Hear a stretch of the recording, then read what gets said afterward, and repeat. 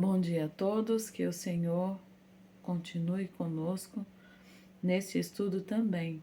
Já o buscamos por meio da oração e agora ouçamos o que ele tem a nos falar nesta manhã.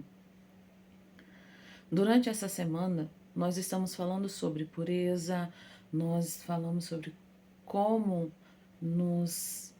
como termos essa pureza, como nos protegermos das impurezas, dos pecados, da corrupção.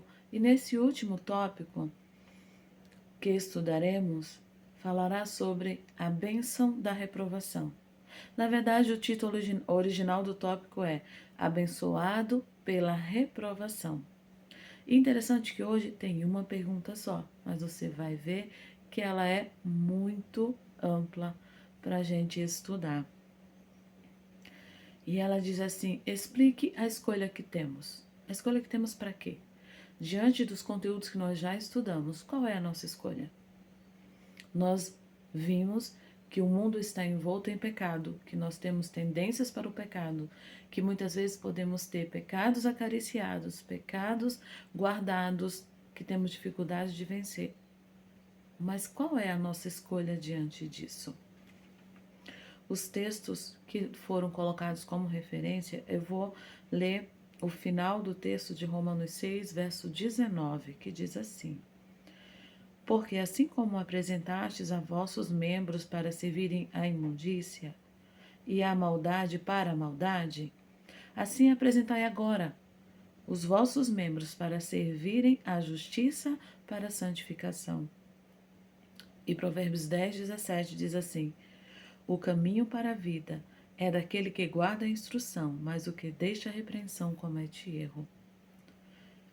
Nós temos a opção de escolhermos a vida, o caminho da santificação, ou permanecermos em pecado. O conselho divino é: apresentai agora os vossos membros para a santificação. A nota, ela traz duas experiências bíblicas que nos devem levar a uma reflexão mais profunda: a de João e a de Judas. Vocês lembram de João? Como que ele era famoso?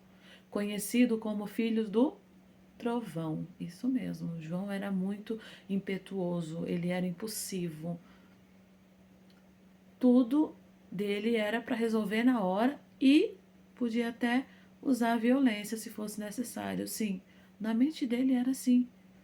Com a convivência com Cristo, ouvindo sua palavra, seus ensinamentos, João foi dando lugar a que o Espírito Santo o transformasse. E no final da sua vida, o legado que ele deixou é João, o discípulo amado. O finalzinho do primeiro parágrafo, falando de João, diz assim: Ele cedeu seu temperamento ressentido e ambicioso ao poder modelador de Cristo, e o amor divino operou nele uma transformação de caráter. Na outra parte da nota, vem falando sobre Judas. Judas teve as mesmas oportunidades que João. Em dado momento, nós vemos na história bíblica que Jesus teve espaços para apelar diretamente a Judas, falando ao seu coração. Mas a nota diz assim: ao resistir à influência divina, desonrou o mestre a quem afirmava amar. João guerreou fervorosamente contra suas faltas, mas Judas violou a consciência e cedeu à tentação. Queridos, perigoso é irmos contra a nossa consciência. Judas foi e não encontrou mais o caminho de volta. João e Judas representam aqueles que afirmam ser seguidores de Cristo. Ambos os discípulos tiveram as mesmas oportunidades de estudar e seguir o padrão divino. Ambos estavam intimamente associados com Jesus e tiveram o privilégio de ouvir os ensinamentos. Cada um teve acesso à graça divina que transforma o caráter. O primeiro, morrendo diariamente para o próprio eu e vencendo o pecado, foi santificado pela verdade. O segundo, ao resistir o poder transformador da graça e por nutrir desejos egoístas, tornou-se escravo de Satanás. Nós podemos escolher sermos abençoados pela reprovação ou a rejeitamos. Ou aprendemos com João ou aprendemos com Judas.